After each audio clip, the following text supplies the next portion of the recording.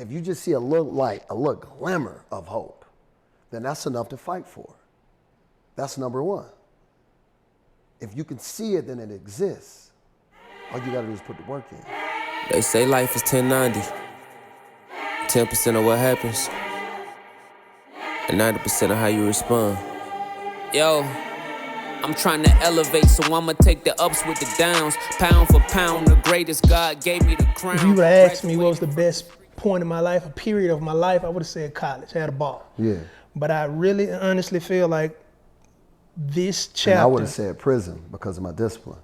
Really? I really would, bro. That was I feel now with the freedom, the time, and the resources, how I felt then. That was the most locked in I've ever been. So what was it about being in that situation that you felt like you can look back on it now and say it was one of the better times of your life and you was actually in prison? And the reason why, because 100% without a doubt, my mind was stronger than my feelings. 110%. My mind was so much stronger than what I was going against, what I was living through, and what I had to experience on a day-to-day basis. You know, it was hell going on all around me, but my mind was calm, it was still. And I just felt so strong and powerful. No matter what they did to try to rattle me or break me down. Because you gotta think, you guys, not to knock anybody, right? But, all right, I was in prison for a reason, right? Right. And one of the guards say, you know, they arrest him, talking about police officers. We correct them, talking about correction officers. So it's safe to say that some people took a lot of pride in correcting your ass. Right. Their way, you know, just small things at like 4 or 5 in the morning, they just come flip your shit. Just come strip search you, talk dirty to you. You only been up 4 or 5 minutes and you got somebody in your grill just strip searching you. Some people would do it with respect because they had to. This is part of their protocol. But you can tell some people going way beyond. It's like, damn, bro. And just think about that. The first 3 minutes of your morning, somebody is disrespecting you, flipping your shit, just invading your space. If you buck, if you catch an attitude, they can write you up, get you up out of there, send you to the box, back your time up. Some people really wanted that. That was the highlight of their shift, the highlight of their day. Could have been the highlight of their life. You don't know what some of the people were going through. I mean, it's not the most glamorous job in the world. I was in Trent, Florida, in Gilchrist County. You ever heard of that? No. So you can only imagine what's going on in that area, right? This could literally be the highlight of that person's day. It's ruining my day, you know? And being able to deal with that with grace, man, your mindset had to be strong.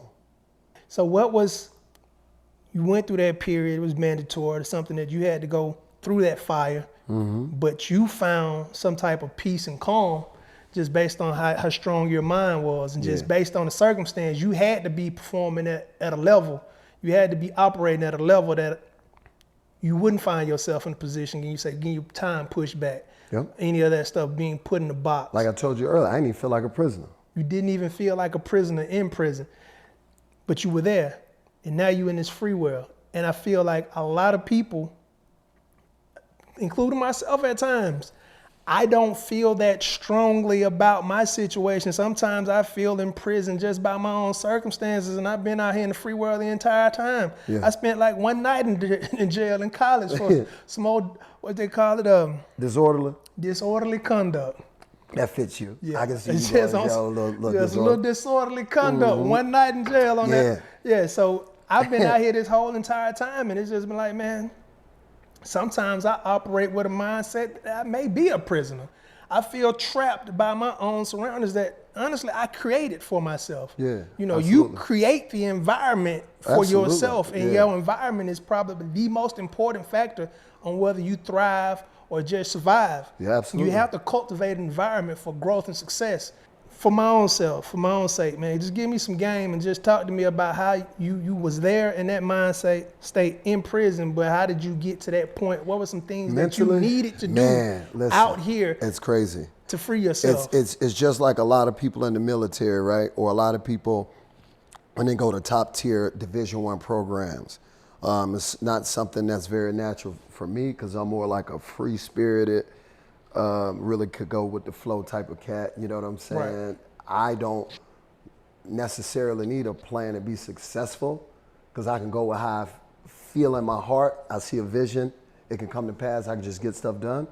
But what really takes me from being like normal to like, I would say give me a superpower is structure. Structure.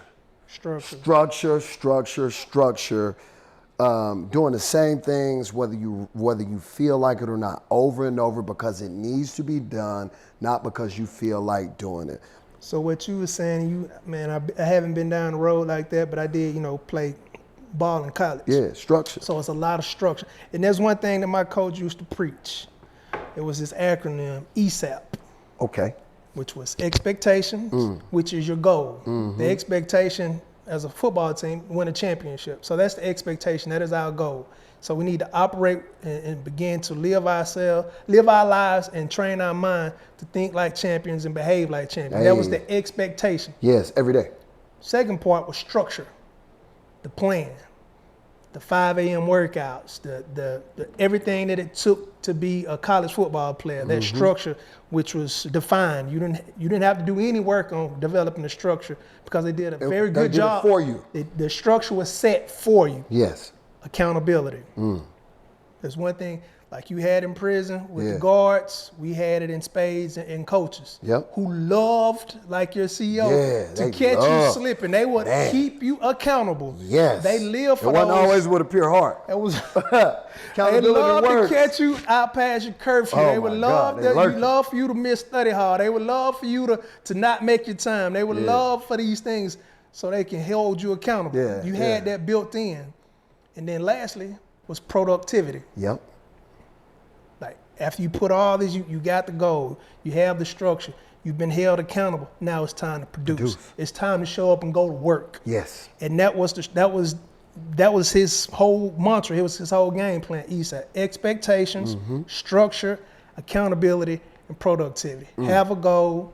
I like that. You got to give me that after this over. Write out a plan. Yeah. Keep yourself accountable. Yep. Stick to the script. And go to work. Yep. Basically what that means. Yep. And I had it in college as a football player. You had it in prison going through your bid. But here's the challenge. The challenge is in the free world. Now that you don't is not doing the things that can erode, slow down the ESAP. Exactly. Yeah. So you don't stop creating barriers and obstacles for yourself. 100%. And we do that too easy because we naturally seek comfort and safety. Absolutely. So we don't really see the consequences. Right then, the consequences in your situation and mine back then were very apparent. It's over with. You're going to back up your time. The consequences were super apparent when you didn't live up to the structure. The expectation. It live up to the expectations when you want to operate within the structure. The consequences were clear. Yeah, you couldn't out bump the here in the system. free world, Yes. we don't see the consequences because the consequences don't show up immediately. Hey, there you go. So what happens is 6 months, a year, 2 years, 3 years down the road, you find yourself in a position that you don't want to be in. Yep. And Because it all that started. negotiation led to a slip. Now, what happens is that slipping has become a habit now. So, and you become a product of your habits. Yeah. So for me, consequences of missing curfew, that's we call them alpines. Ooh, So that's tell me where more. you What's an 4:30. alpine? Let's think it's like 4:30, 5 o'clock in the morning during the school. Hour of champions. Yeah, so you just running the stadiums. You run until you standing up there at the top of the stadiums looking over there like, man, I should just jump now. And Your legs like spaghetti, bro. Yes, God. They're gonna break you. Lactic acid. I mean, bro, so you knew if you didn't follow the protocol in this program, you knew what the consequences were. In this life, though, you can say you want these things, you can have the best intention, but if you're not holding yourself accountable, if you don't know what that goal is, if you're not creating that structure, meaning you ain't got that plan in place, you ain't creating an environment that's going to set you up for success. And having a mindset and a discipline to stick with the structure and system that you created to produce that success that you want. How do you find your discipline? Where does that come from for you? And whatever that thing is for you that may be unique for your situation, how does someone else work on their discipline to stop negotiating with themselves when they know they need to do the work instead of just giving themselves an out every time? All right, that's tricky because I've had it. it's wild, right? Because I'm a system breaker, rule breaker by nature. And even with me having discipline, it's very easy for me to get out of it. Here's what I mean. This is how I got in the jam with drinking. Getting up early for me, that was the spot that I needed to be at. So 3 a.m., that was the moment in time, especially on a Monday, Tuesday, for sure for a long amount of time. I was doing it every day, but then my life evolved. We got a bigger team, so I was awarded more time, right? So I don't get up at 3 a.m. every day. But by getting up at 3 a.m. every day, I realized that I could really get ahead of the world. You know, I could put in 4 or 5 hours before the 9 to 5ers got to work. And I learned to use that to enhance my productivity. I can get 12 hours in on a light day. So even if I was not as organized, I could still be more productive because I'm working longer than you. So to me, that was the hack. I want to level up. I want to be successful. Then I got addicted to the results. So for me, if I got up at 3, that means there was a lot of other stuff I couldn't do at night. So I was able to put my time and my energy and my hustle because I had a cutoff. I couldn't stay up all night and watch TV. I didn't go hang out, didn't go party. I had needed my rest so I can go blow it up. But the hack was, after I was finished with my burn boot camp shift, I had free time. I didn't realize if I kept that same mindset, I could have put the same motivation and energy and intensity, probably another 2-3 hours, into something what we have now and blow it up. I didn't realize that then, so I used it as free time. Does that make sense? Right. That is how I got wrapped up. What I should have done was just stayed in that mindset of expectation, structure, accountability, and productivity. Okay, the burn bootcamp box is filled up with ESAP. Now I need to, because it's 3 o'clock. I probably ain't going to bed till 9, so I got 6 hours. If I stayed in the same mindset, what can I do with this 6? How much further can I go? I didn't stay in the same mindset. I took my foot off the gas, and that's where I got comfortable. So I had discipline in my life to a point, right? Because my days were long. But for the last 6 hours, I just kind of, So an easy way to understand this is how you fell off track and how you allowed your discipline to slip was that free time you start doing things that weren't productive. Well, I had something I never had before. Free time. Free and time. what I'm hearing is that, okay, that free time, you weren't being intentional with your time in terms of productivity. And productivity, I don't want people to feel like it's always go, go, Yes, go. yes. Free time, I mean, well, You that can just time, be setting yourself up for the next day. Exactly. That's just using that time with a little bit more intention on to set yourself up for the next day. I mean, free time can be used to read. Yep. Free time can literally be used to just sit in silence. Absolutely. Meditate. Not turning on the TV, Yes. not allowing these outside influences to infiltrate your mind. Understand you needed to And decompress. try to sway you in a different direction from where you go. Being intentional with your time. Yeah. Again, cultivating that environment, Yes. keeping that outside noise on the outside. So free time, being intentional with your time, time management. Everything I heard from what you just said was all about time and how you spend it and how you put intention on time from 3 to 3. Yes. But you allowed that attention to slip From 3 to 9. Yep. Not intentionally. You just get away. You just didn't have like a plan for it. It was just like, okay, I could drink, I could do this and I could do that. But you think how We're much winning. I done put in 12 hours. I done helped people. how much further could you have gone? That's what I think about now. You know That's what I mean? what pisses me off. And now, that's why every hour now is pretty much accounted for. But if you in that mindset, or if you in a point where you're not quite in that mindset, but you really looking to get after, make some changes. You're looking to make some changes. Yeah. That's a blueprint. Yes. Managing your time, being intentional with every hour of your day, having a plan for it. I believe in it so much. I would say that's phase 1. Absolutely. You got to, because you 100%, if you allow yourself to get home at the end of your day and just sit around, that time is going to slip by. And you'll never get it back. You never. And here's the thing, like I know as we get older, well, we always say, man, time sure is flying, Man, right? yes, sir. What do we say when we really putting in that work, and you've been up since 3 and you work till 6 p.m., Yes, indeed. that's a long It's been a long day. And so just imagine if you filled your life with long days. That was probably my biggest hack right there. Yeah. I special on the come up, I had some long days. Yeah. Then I found a lot of personal pride in being able to do those long days consistent. Right. And being able to do it longer than other people. I was like, aha. You remember coming to America? Aha. Here's my wave. Aha. You figured it Yeah, out. I got a little ET in me now. You may be smarter. You may come from privilege, but you will not outwork me.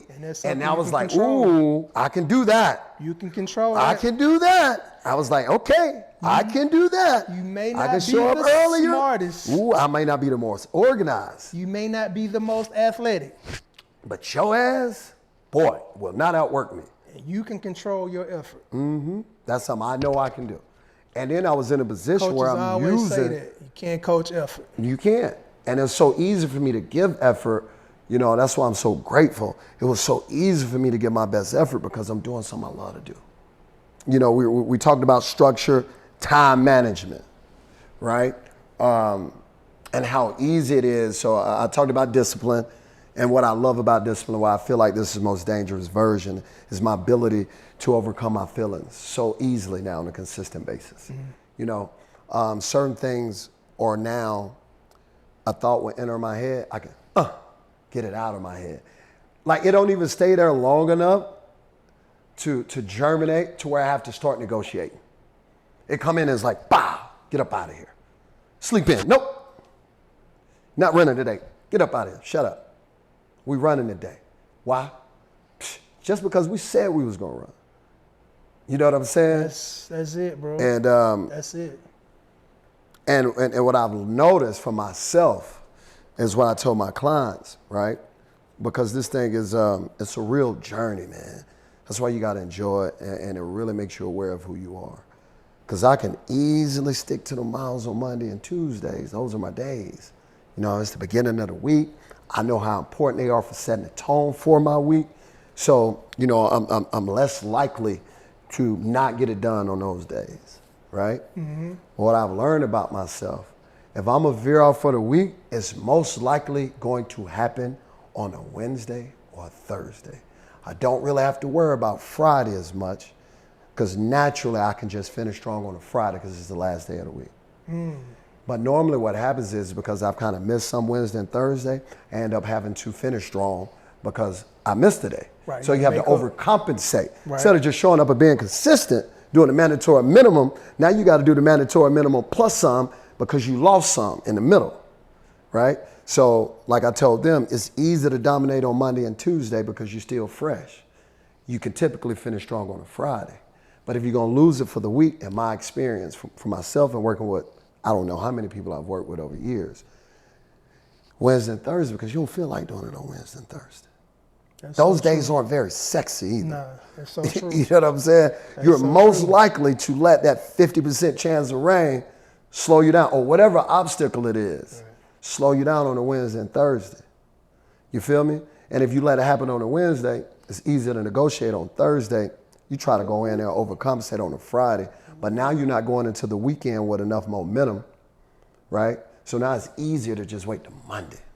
So what I'm hearing, because I'm picking up these jewels. Does that make sense? I'm picking up what you're putting down and what I feel like you're saying.